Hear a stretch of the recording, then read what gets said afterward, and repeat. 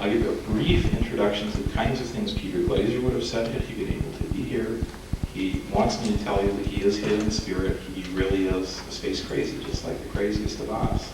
And then I'll let John Strickland talk about something that Peter probably would have thought was very interesting. Peter Glaser is the guy that, as far as I know, thought up the solar power satellite concept, published it in 1968, got the studies going in 78 and 79, and popularized it. He's an interesting guy, very friendly guy. I don't know too much about his background, though I do know that he spent his formative years driving tanks for Montgomery and Patton, and this seems to have given him a very direct approach to life. And a lot of what he has to say about solar power satellites is, in an intellectual way, very direct. What is the purpose of civilization? What is the purpose of us being here and doing something other than going out and killing all the funny-looking people so there's more room for us, which was a popular theory he spent 6 years trying to exterminate. The purpose would appear to be that people should have a fun, productive, good life, should have goods and services they want. If you look at the Earth, there's a lot of people. There's not enough goods and services to go around. The most basic service is the provision of energy. There really isn't a possibility, even at present world population levels, of using the traditional means to provide them all the amount of electricity that's used in, say, the United States or Sweden or someplace. Even if we were very clever and used electricity far more efficiently, we probably would use about half of what we do now to have a similar lifestyle. So why do you talk about the resources of space? Why do you talk about the solar energy that's one of the first exploitable resources? You talk about that not because it's exciting engineering, not because some company you work for might get to build a wonderful solar power satellite or receiver, not because technology in the sky is better than technology on the ground, but because there are a lot of people who either will live short, brutal lives and die, or who will have some opportunity to better themselves through using things like the energy you can make available through capturing it in space and being it to the ground. He says this much more eloquently than I, takes somewhat more time, but it's the basic message, is either as a people we can be barbarians and spend the next few centuries killing the fewer and fewer people that are around, living shorter, more brutish and miserable lives until all the resources run out. Or we can go get more resources so that everyone can live in what we consider a reasonable, human, and enjoyable fashion. And with that as his basic message, I'll let John talk to you about some reasons we might care to do that sooner rather than later to protect the environment so that as we all have a reasonable standard of living, we can all enjoy the earth that we live on too.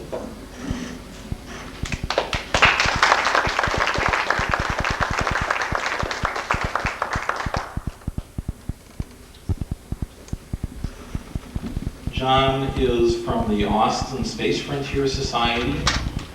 He has been a member probably of all of the space groups forever, like most of the serious people in the movement are. He's a very serious person in the space movement. He's been around it a long time, does a lot of work for it. This piece of work he's going to show you is pretty much a presentation he's developed. He'll give more the first half than the second half. If you find it interesting, wish to discuss it more, wish to obtain a copy of it, you should get together with him in the intermission. Okay. This show has evolved over several years. It started out when I was paying attention to what some of these so-called environmental people we've been talking about. Let me just start with read you 3 quotes from some of these, what I call pseudo-environmentalists. You'll see what I'm talking about in a minute. This is what Amory Lovin says. It would be little short of disastrous for us to discover a source of clean, cheap energy because of what we might do with it. Dr. Paul Ehrlich said, giving society a cheap, abundant energy would be the equivalent of giving an idiot child a machine gun. And Wendell Berry said, humans are destructive in proportion to their supposition of abundance. If they are faced with an infinite abundance of energy, that is, they will become infinitely destructive. So the basic reason many of these people fear technology, and especially fear energy production, is they are very, very, very afraid of mankind sort of running rampant over the entire Earth, because they would have infinite ability to create machinery and so forth with the energy, and thereby simply destroy everything on the ground. And actually, if you can follow the history of the past, number of decades, you can sort of see why they're afraid. Actually, if you follow the history of the last 5 or 10 years, you see a change in that trend, which makes their position less tenable. But basically, I've come up with a term which describes this fear. It's called energy Manichaeanism, which is the term used to describe an ancient Near East religion where everything spiritual was good and everything physical was evil. And this is basically the Manichaeist view of mankind, is that everything associated with man is dirty and evil, and man should cease to exist and just sort of make himself go away and let the earth alone. This is part of the philosophy that I'm trying to fight with this show. And it's designed to try to reach younger people who are becoming interested in the environment and explain to them and give them the arguments, the environmental arguments for the solar power satellite. Okay, basically the show will explain how a combination of ground and space-based solar power systems can help solve many of our major environmental problems. The world today is faced with a number of critical environmental problems. We believe that the space program can help solve these problems, as well as just studying them. Several of these problems listed here are directly related to energy production and use. They include global warming, acid rain, air pollution, and desertification. A look at a global map shows that several developed nations face a regional threat from acid rain, while developing nations face regional threats from... What? Is it also focused? Okay.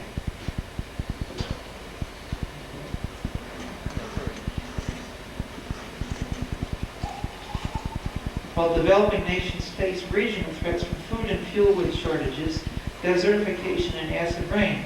However, we will focus in this talk on the global threat of global warming.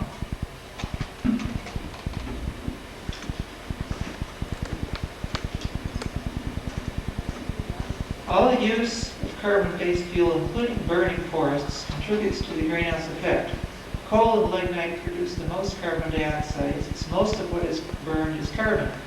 Gas, oil, and wood burning would produce less, since part of those fuels is hydrogen, which makes water when burned, not carbon dioxide. However, burning rainforests contributes about 1/3 of the excess CO2 going into the atmosphere. Carbon dioxide acts like a blanket, trapping the sun's own heat inside the Earth's atmosphere. Since infrared energy can't pass through it, heat produced by burning fuel has only a minute effect by comparison. There's an excess of about 3 billion tons of carbon dioxide going into the atmosphere each year. 3 billion more excess tons are dissolved in the oceans. This could lead to global warming with possibly severe consequences for man and the Earth in the next century. These include coastal flooding from melting ice caps, climate zones could shift northward, many species would be lost from the flooding and climate zone shifts, that is, especially plant species could not migrate as fast as the animal species they depend on. And some of our croplands might become too arid or too wet. Now this topic we were just talking about a few minutes ago. We're not yet positive that global warming is already happening, but we do know that carbon dioxide levels are linked to global climate. In this chart, the red line is temperature, the black line is the carbon dioxide level. This covers about the last 160,000 years.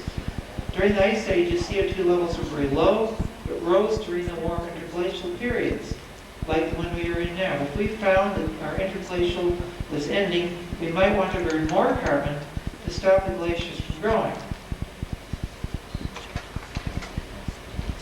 If we assume that global warming will occur, it's clear that the problem is bigger than just one country or just one type of solution can handle.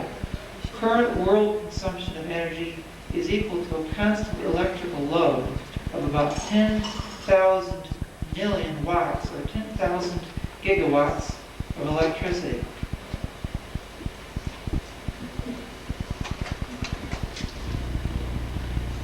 Most world energy supplies come from burning carbon, either as wood or fossil fuels. China has a vast supply of coal, and it currently has no other choice than to use it for making electricity. Thus, no matter what the U.S. does, global warming could still occur if a global solution is not found. Energy used by China in the Third World rose from a 10% share in 1960 to over 25% today. The U.S. share has shrunk from 34% in 1960 to 25% today. In fact, if all of our passenger cars and trucks vanished tomorrow, it would save only about 3% of the world energy demand. This is how vast the problem actually is.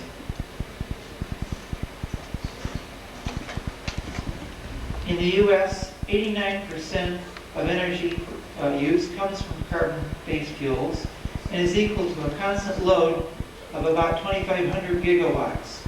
About 40% of this comes from oil, 50% from coal and natural gas.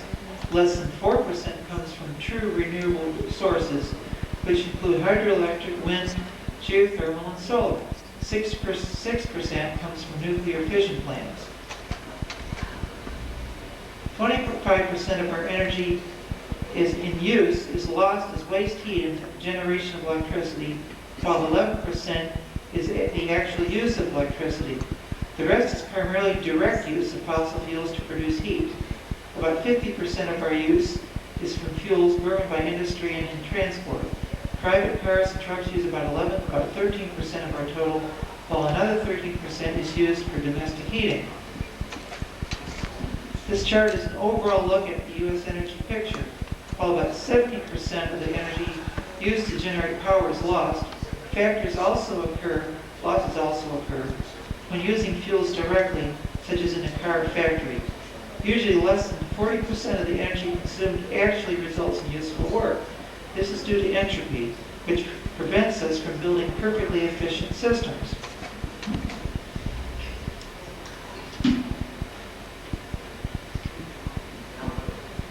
Non-production solutions that can help now include energy conservation, reforestation, and protecting existing forests. It will increase again, although demand for energy did not increase much between 73 and 86. It will increase again due to population growth, immigration, and new uses for energy, like running pollution control equipment, for example. Besides new demand, we also need to replace our old coal-fired generating plants. Relying only on conservation in the future is like quitting your job and relying only on your savings. Someday they will run out. Conservation solutions alone will not provide enough energy for both homes and industry. Asking starving people in Africa to conserve is not realistic. How did our energy use change from 1973 to 1988? While energy use in heating and industry declined and network transport was about level, electricity generation rose by over a third. We should assume that this trend will continue, and if we produced electricity cleanly, it would accelerate. We expect the proportion of energy use via electricity to rise from about 12% now to almost 20% by the year 2010. By then, our total energy load may well be over 6,000 gigawatts. Any energy system has a maximum theoretical efficiency, or MTE. For example, generators in cars are about 35% efficient. Suppose some system had an MTE of 50% and its current efficiency was 10%. Suppose it costs $10 to make the current system and $30 to make one 30% efficient. That's halfway to the MTE. It then might cost $60 to make it 40%, $120 to make it 45%, and so on. This is called the law of diminishing returns. It means that getting that last bit of possible efficiency out of the system is too expensive to do. Thus, we cannot indefinitely save energy in a given system by increasing the efficiency.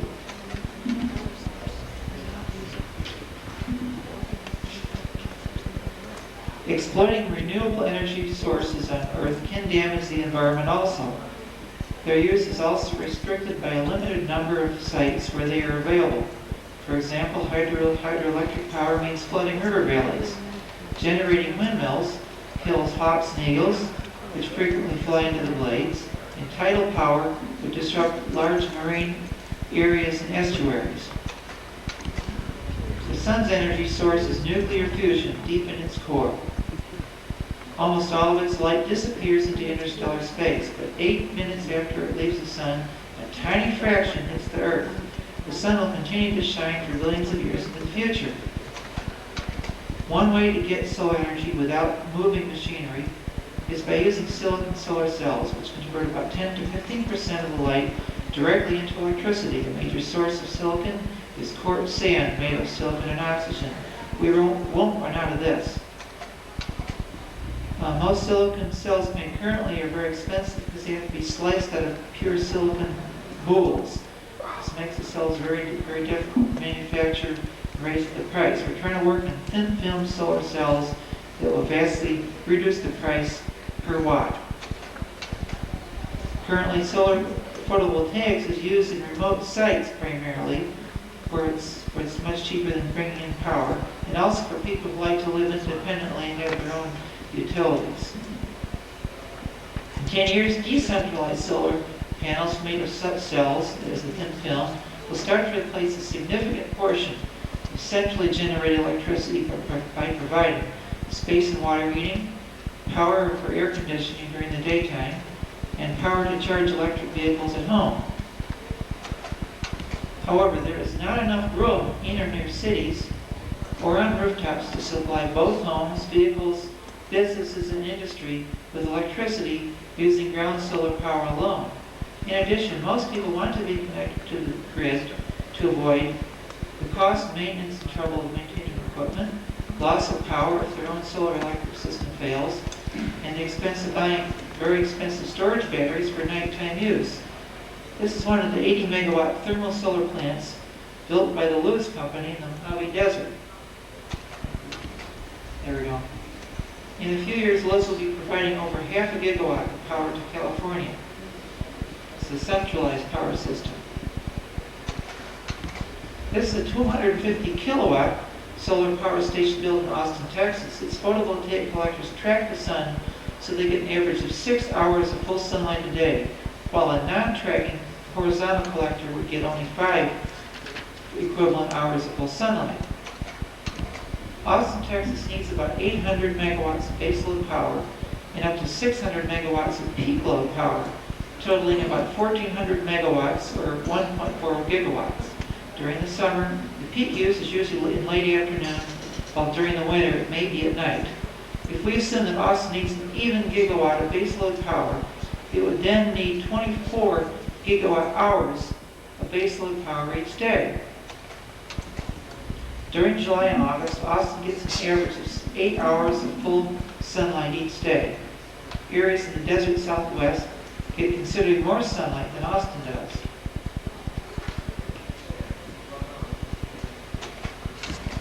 In January, Austin gets only about 4 hours of sunlight a day average. Other parts of the country get much less than this, down to about 1 or 2 effective hours per day due to long nights, clouds, and low sun angle. This chart shows that Austin gets an average of about 6 hours of effective full sunlight each day. Let's assume that Austin had a peak load solar plant that could produce 1,000 megawatts or 1 gigawatt. Therefore, that plant could produce on average about 6 gigawatt hours each day. It would cover about 16 square miles and weigh about 540,000 tons. Let's compare the daily output of a 1 gigawatt baseload plant compared to a 1 gigawatt solar plant. The baseload plant produces 24 gigawatt hours. On some days it is being maintained and produces nothing. On an average summer day, the solar plant produces 8 gigawatt hours. On an average winter day, it produces 4 gigawatt hours. On a cloudy day, the solar plant produces almost nothing. The solar plant produces 1/4 of the required daily power of 24 gigawatt hours. To produce this much, we would need a plant big enough to convert and store 6 gigawatt hours for daytime use, 18 gigawatt hours for nighttime use, that's the dark purple, and 9 gigawatt hours lost due to storage losses, that's the red area, for a total of 33 gigawatt hours. Since all of its electricity has to be captured during the average 6 hours of full sunlight, the collector must be rated to at least 5.5 to 6 gigawatts capacity. Such a collector would cover 90 square miles and weigh 3 million tons.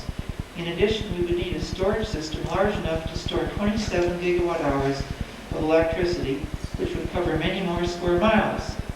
Nighttime thus makes it very difficult and uneconomical to use ground solar as a base load power source.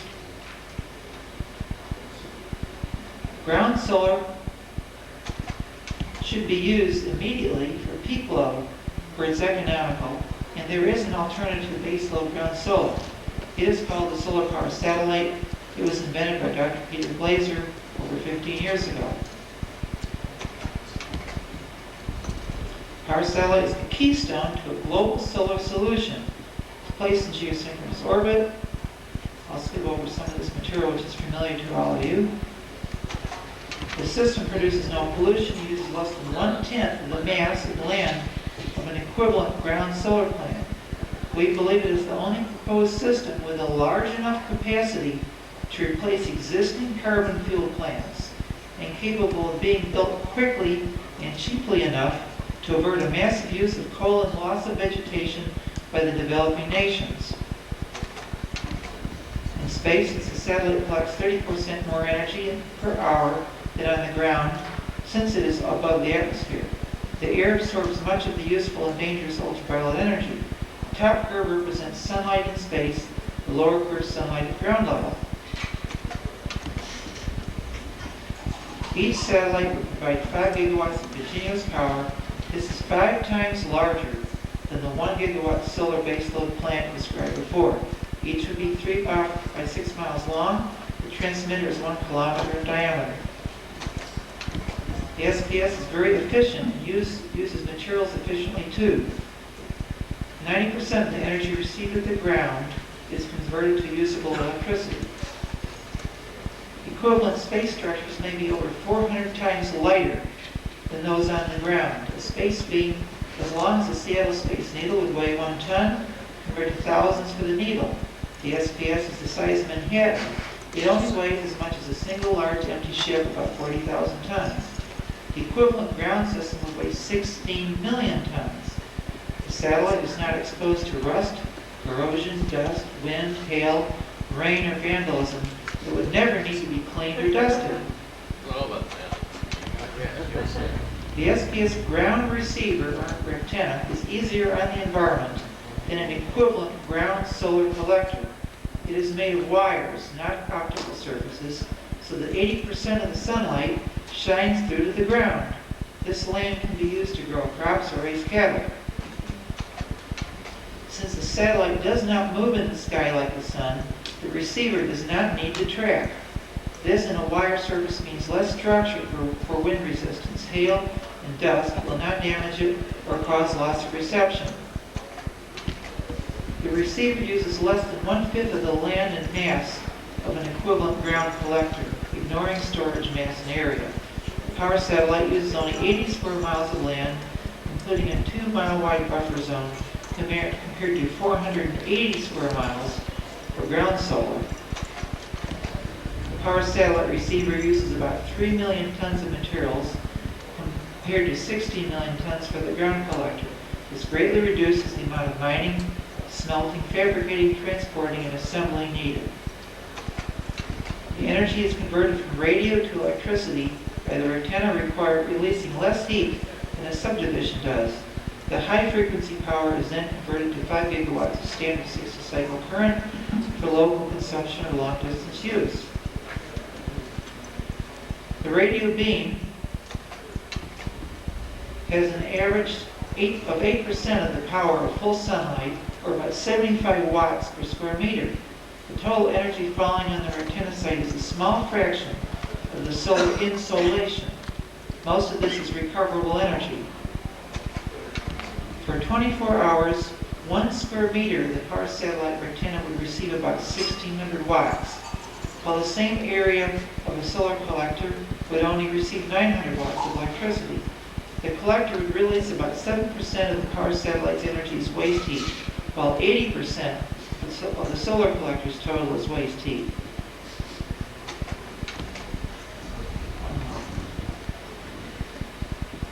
Contrary to some reports, photons from a microwave beam cannot cause cancer, since each photon lacks the energy to ionize molecules. In this chart, the harmful ionizing wavelengths are on the right and safe ones on the left. The wavelength used by the SPS is between radio and infrared, like the heat you feel from a hot fire or radiator. Diathermy machines which raise the patient's temperature use a similar wavelength, many times stronger. However, visible sunlight photons can cause cancer, so stay out of the sun. I'm going to terminate this talk at this point. The rest of the material, most of you are familiar with it. Thank you very much.